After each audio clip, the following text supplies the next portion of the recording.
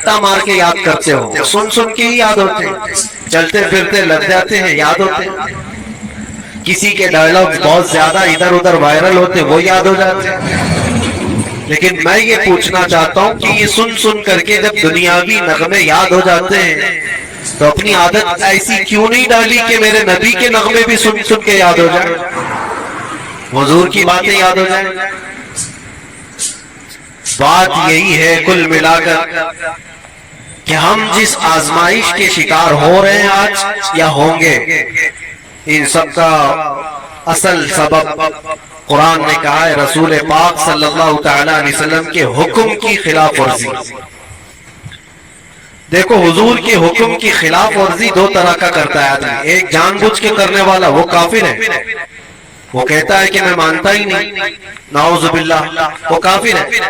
لیکن ایک انجانے میں کرتا ہے، وہ حضور سے محبت تو کرتا ہے لیکن نفس کبھی غالب ہے، شیطان کبھی غالب ہے، سستی کبھی غالب ہے، جس کی وجہ سے ان احکام کو عمل نہیں کر پاتا، لیکن نقصان وہ بھی اٹھائے گا، وہ بھی اٹھائے گا۔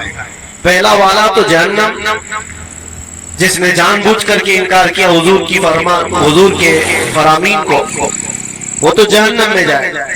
اور دوسرا والا جو انجانے میں کرتا چلا گیا تو وہ دنیا میں فتنوں میں مبتلا ہوگا۔ میرے آقا صلی اللہ علیہ وسلم فرماتے ہیں تم صبر کرو، اس لیے کہ تم پر آنے والا ہر زمانہ پہلے زمانے سے برا آئے گا۔ ہم جس زمانے سے آپ گزر رہے ہیں اس کے بعد اور آزمائشیں اور آزمائشیں اور آزمائشیں آنے والی ہیں۔ اور ایک حدیث پاک میں اللہ کے رسول صلی اللہ علیہ وسلم فرماتے ہیں کہ مومن ایک فتنے کا مقابلہ کر رہا ہوگا اور اس سے نکل جائے گا، اس فتنے کو دیکھ کر اتنا گھبرائے گا اور یہ سوچے گا کہ اس میں تو میری موت ہو جائے گی۔ پھر اللہ تبارک و تعالیٰ اس فتنے سے اس کو نکالے گا، وہ دوسرے میں مبتلا ہوگا یا دوسرے کا سامنا کر رہا ہوگا اور اس کو یہ لگے گا کہ یہ اب آنے والا جو فتنہ ہے پہلے والے سے تو بہت بڑا ہے۔ اسی طرح سے ہر آنے والے زمانے کا فتنہ پچھلے زمانے سے بڑھ کر کے ہی آئے گا۔ آزمائش، فتنہ جو ہے یہ لفظ قرآن پاک میں بھی آیا ہے، اور فتنہ کا لفظ جو ہے آزمائش اور امتحان کو کہا جاتا ہے مومن کے لیے۔ قرآن پاک میں اللہ تعالیٰ فرماتا ہے یوم ہم علی النار یفتنون، قرآن پاک میں اللہ فرماتا ہے انما اموالکم و اولادکم فتنہ، تمہارا مال تمہاری اولاد فتنہ، فتنہ کا مطلب آزمائش ہے، تمہارا امتحان ہے۔ ان الذین فتنوا المؤمنین والمؤمنات، فتنہ کا یہ لفظ قرآن پاک میں کئی جگہ پر آیا، جو آیت میں نے خطبے میں پڑھی وہ بھی فَلْيَحْذَرِ الَّذِينَ يُخَالِفُونَ عَنْ أَمْرِهِ أَن تُصِيبَهُمْ فِتْنَةٌ أَوْ يُصِيبَهُمْ عَذَابٌ أَلِيمٌ۔ اللہ فرماتا ہے لوگوں کو چاہیے کہ میرے نبی کے حکم کی مخالفت کرنے سے بچیں، ورنہ وہ فتنوں میں مبتلا ہوں گے یا دردناک عذاب میں گرفتار ہوں گے۔ یہ اللہ تعالیٰ کی طرف سے پہلے سے تنبیہ کی گئی ہے، حضور کی مخالفت کرو گے، نبی پاک صلی اللہ تعالیٰ علیہ وسلم کی تعلیمات کو چھوڑو گے تو فتنوں میں مبتلا ہو، بہت ساری آزمائشیں آئیں گی۔ آج جو ہم فی زمانہ پوری آزمائشوں میں گھرے ہوئے ہیں، کیا اپنے گریبان میں جھانک کر دیکھیں کہ حضور پاک صلی اللہ علیہ وسلم کی تعلیمات کے مخالف نہیں چل رہی پوری امت؟ جس امت کو خیر امت کا لقب قرآن نے دیا، یا اچھائیوں کا حکم دیتی ہے برائیوں سے روکتی ہے، وہ کہاں ہے تمہارا منصب؟ کیا ہر کوئی وہ ذمہ داری نبھا رہا ہے؟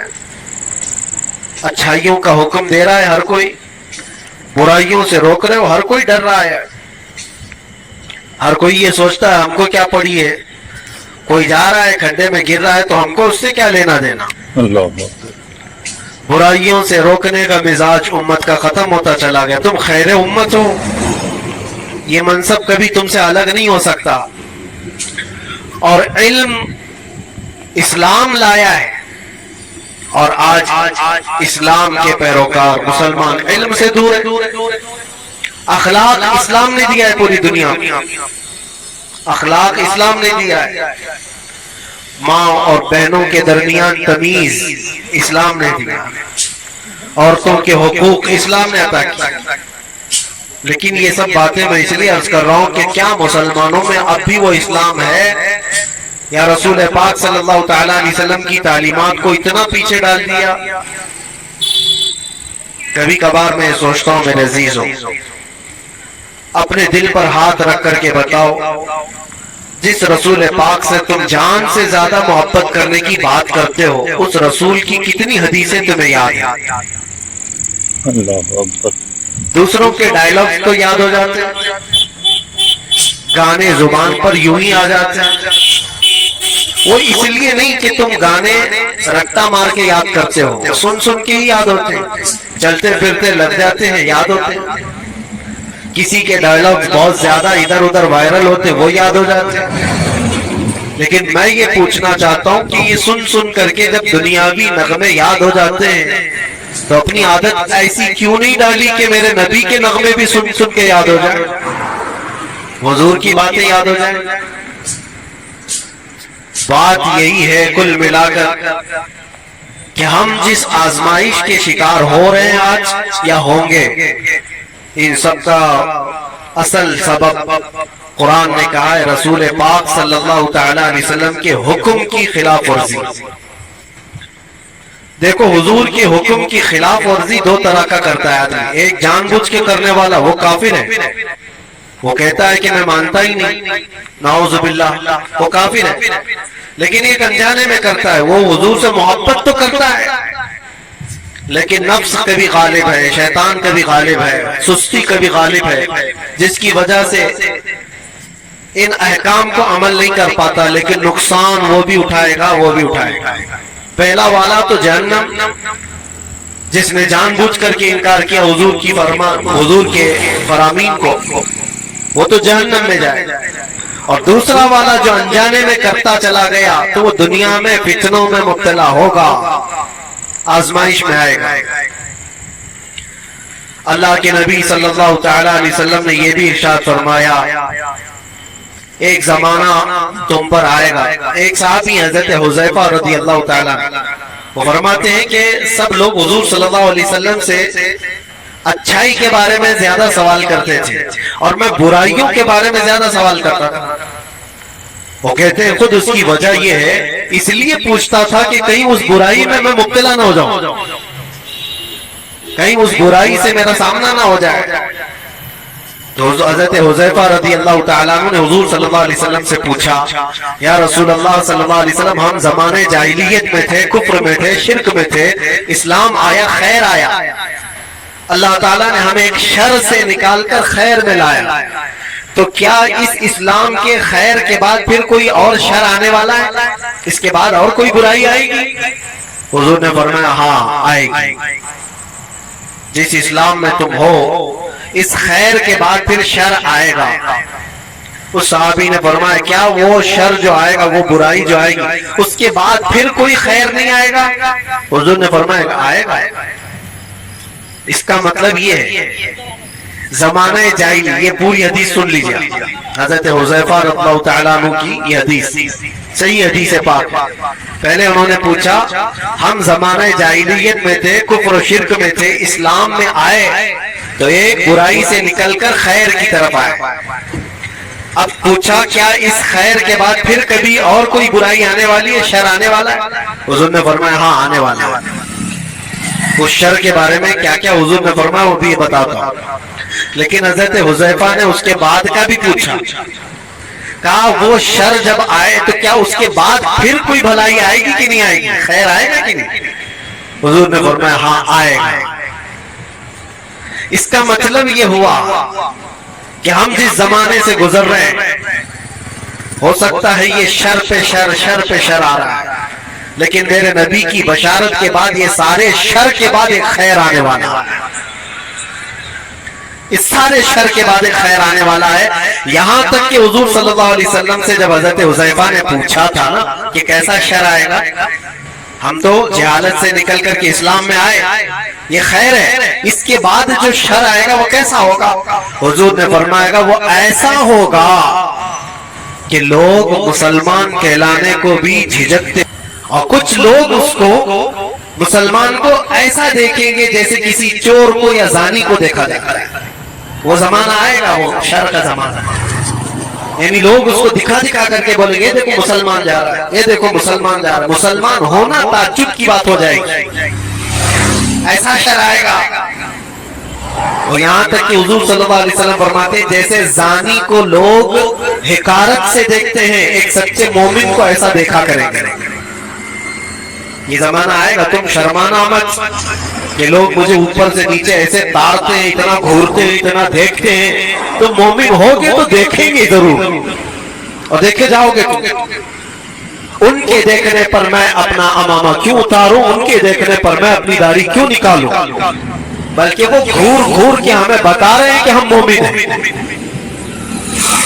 وہ شر کا زمانہ آئے گا کہ لوگ تعجب سے دیکھا کریں گے، مومن کو تعجب سے دیکھیں گے اور تانا بھی ماریں گے.